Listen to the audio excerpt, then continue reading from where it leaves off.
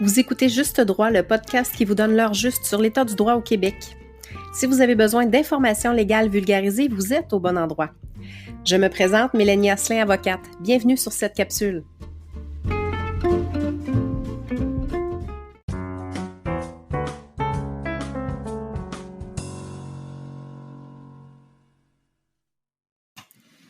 Alors bonjour. Tout d'abord, merci de vous intéresser à cette capsule sur le télétravail.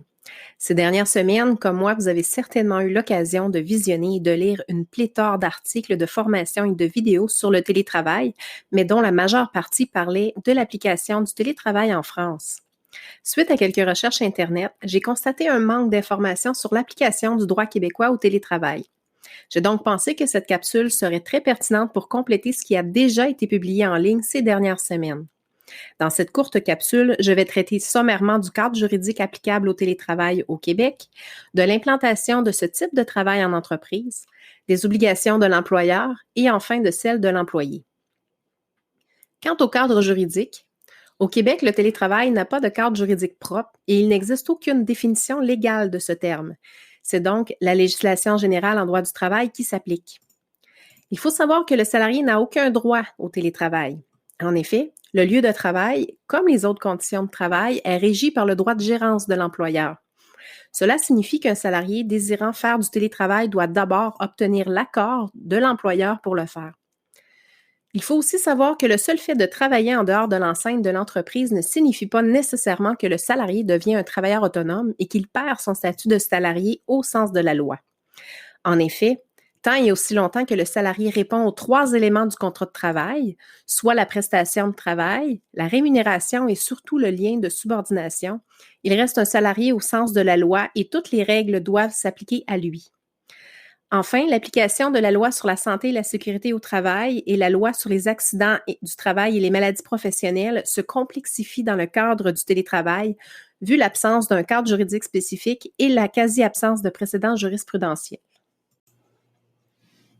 Quant à l'implantation de ce type de travail en entreprise, en premier lieu, l'employeur qui projette d'instaurer le télétravail devra d'abord s'informer sur le télétravail et son application.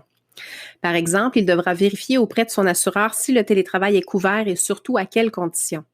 S'il est une entreprise provinciale, les règles seront différentes d'une entreprise fédérale. La municipalité peut aussi prévoir une réglementation à ce sujet et il faudra prendre en compte l'application des droits fondamentaux insérés dans la Charte des droits et libertés de la personne. En second lieu, l'employeur devra réfléchir à l'impact que pourrait avoir la mise en place de ce type de travail pour son entreprise et ses salariés. Il devra notamment évaluer le contexte et la capacité de l'entreprise à réaliser le projet, les risques et le coût pour l'entreprise et surtout les gains à long terme. En troisième lieu, l'employeur devra élaborer une politique et des modalités claires et précises pour éviter la naissance de litiges. Cette politique devra notamment contenir une définition du télétravail, les postes pour lesquels le télétravail sera possible, les critères d'admissibilité, les obligations, les responsabilités et engagements de toutes les parties, l'horaire et le nombre d'heures travaillées. Lorsque le télétravail par la suite fera l'objet d'une entente avec un salarié, l'écrit devra absolument être privilégié. Une modification écrite au contrat de travail prévoyant tous les éléments du télétravail et signée par les deux parties sera essentielle pour éviter plus tard les risques d'une poursuite pour congédiement déguisé. Quant aux obligations de l'employeur vis-à-vis du salarié, celles-ci restent les mêmes que celles visant le salarié travaillant sur les lieux de l'entreprise.